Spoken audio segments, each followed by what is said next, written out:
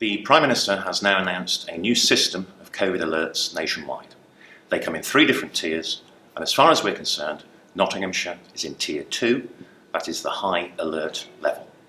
Nottinghamshire obviously includes Newark and Sherwood.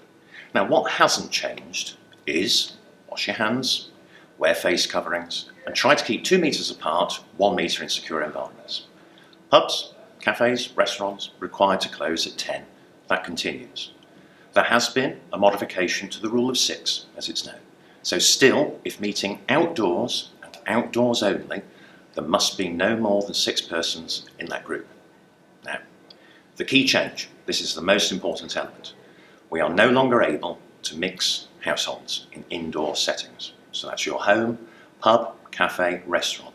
Any indoor setting is limited to a single household. Now that is household, not family.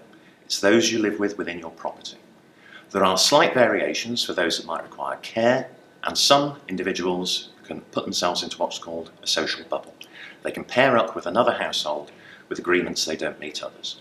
Now that advice we have put on our website because I've seen very many questions coming forward about that. Other questions I've seen that I'll try and address now.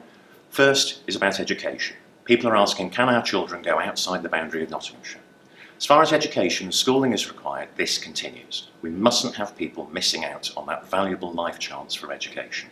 So yes, wherever your children are educated, they can travel to and from, and if you need to collect them, so be it.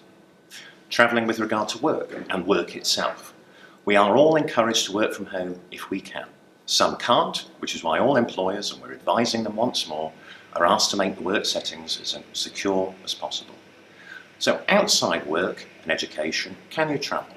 It really needs to be essential. Let's try not to move outside Nottinghamshire into areas of higher risk or even areas of low risk. We really need to contain this virus, seek to make sure we don't enter level 3, and make sure we're doing everything we can to look after each other. Now, I've seen online, had people ask me directly as well, what are the statistics, why is this happening? And I agree that there is an imperative to see those statistics, to understand them, and to prove the case. So the daily statistics are being posted onto our website, as they are very many others. And they're slightly complex, but let me seek to explain those. There are 3 different layers of statistics in effect. You have the cases that happen that day, you have a rolling rate per 100,000 over 7 days, and then you also have the rate of increase, if you like, the trajectory at which these numbers are changing. So, by way of example, today as I'm speaking, just over 1,000 cases in Newark and Sherwood. Put that into context, on March 23rd when we went into lockdown, it was nearer 50. You can see the difference in numbers. In of themselves, they indicate more people are coming forward and being tested positive. Vitally then, you put them into the rate of per 100,000 population, because 45 people in a small village is a high number, 45 in a city wouldn't be. And our rate is in excess of 200, again, that is higher than when we entered the lockdown. So the rate of people passing this on is increasing. You may have heard it referred to as the R number. Now the most important statistic as far as I've seen is that trajectory. So the increases are doubling, trebling, indeed quadrupling now in terms of those infections being passed on to people. That rate of increase is effectively a very steep line, not even a curve. And until you change that line, obviously, with it doubling, more and more people are getting infected. That is important because what we're now seeing is admissions to hospitals changing, and they're doubling in our area. Now, if that rate of increase among the community becomes the same as one has in the hospital, obviously we can understand very many more people will be going into hospital. Now, I'm not wanting to scare people. The chance of survival has gone from 73% to 85%. There are new treatments, there are new ways of supporting people. So hospitalisation may not lead to the same mortality we saw before. But sadly, deaths are beginning to increase, albeit they're a no number also. So that's the importance of this. The rate of infection in the community is high, meaning the rate of admissions to hospitals will increase, and sadly also the rate of death will increase as well. And that is why there is this level of intervention, to try and stop those numbers, to arrest them, and to reduce that rate of infection. And it's particularly important here in Newark and Sherwood. So let me face off again some of the questions we've had. Is this about students? There's not many students in Newark and Sherwood, we don't have a university campus outside Southwell. We've looked at the statistics as well. A lot of people are saying it's just younger people, they're safer. Taking out 18 to 21-year-olds, we still have a high rate. So 18 to 21-year-olds, just under 20% of those carrying the infection that have tested positive at present. What's really important for us in Newark and Sherwood, distinct from some areas of Nottinghamshire, is that rate of infection is going up the different age categories. And it's increasing now most prevalently in those older age groups. So it is now reaching people over 60 and those age categories above. As a district, we know we have a higher proportion of older people. Because of some of the industries in the past, we also have higher prevalences of respiratory disease and morbidity linked to that. And we also know we have people with life-limiting illnesses that need to be looked after. Your age does not guarantee you being safe, but what we do know is the older you are, the more at risk you are. So those statistics and our stats on who lives here and the makeup of our community mean that I am anxious, and I'm asking everybody to support us in this endeavour, that rate of increase is starting to reach those most at risk. Going into winter with flu and other issues, too much pressure potentially on the NHS, and people with pre-existing conditions that need treatment.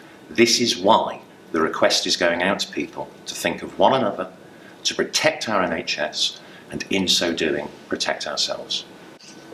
What next then? People are asking. So in the first instance, our activity is increasing once more. We're going back out to the businesses, the pubs, the restaurants, the cafes, giving them advice, giving them guidance. We're also putting as much as we can on the website so people can look for those questions they may have. And if you have any more, feel free to email in and we'll seek to answer those. Now let's face it, some people are suffering what we might call COVID fatigue. This has been lasting for some time, and these are further restrictions. And I've seen a lot of the comments on Facebook, not just our own, but on other social fora from different people. And I want to address that. Yes, it is difficult. Yes, these are restrictions on our liberty. But yes, there are reasons for it. And those that are asking, where are the deaths? Where is the evidence of this? It's not as serious as last time. The message is quite simple. No, not yet, but it will be. That is why I'm seeking to explain that rate of infection increase and what is beginning to happen.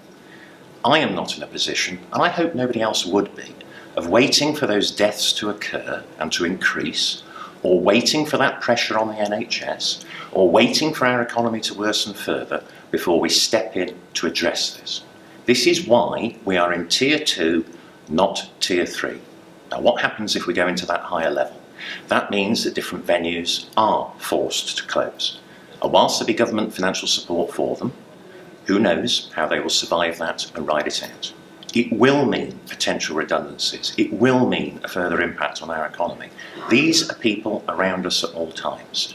This is a total community requirement. So let me be very candid and direct to some of those making those comments, and people you may know as well. In this, any chain is as strong as its weakest link. And when people are saying, what are we doing to enforce it? Let's just understand the realities here. Almost everybody is enforcing this. The request is that people act as individuals with a proper and just community spirit. So when you do go into pubs, cafes or restaurants, where they are also being asked to ensure you do not mix in households when you're in an indoor setting, be empathetic to those people. They're trying to carry out requirements of them, and there is a risk of sanction from government. I don't want to see that on the people running these venues. I have an empathy for them. So I'm asking people, please be respectful and nice to those that work in all these environments. If they're asking you to wear a face mask, it's because it's a requirement, and a requirement of them to ensure that you do. If you're asking, can we have 2 tables next to one another? No, it is a requirement on those premises to enforce the law. If you're asking, where's the police, where's the council at every time? Just ask yourselves how many shops, pubs, cafes, restaurants, open spaces, and now houses there are in this district. Nobody can enforce this entirely. That is why there is a plea to those to abide by common sense, but also to think more widely than yourselves. You may be young, you may think you're superhuman, but who are you going back home to? Who are you mixing with out with that? Who do your parents look after? How old are your grandparents? Who are different people coming into contact with? This is entirely about our community. So I wanted to address those issues because it is wrong to wait until death rates increase, until it gets as severe as it might become. It is right now that we do as much as we can for one another, our friends, our families and our loved ones.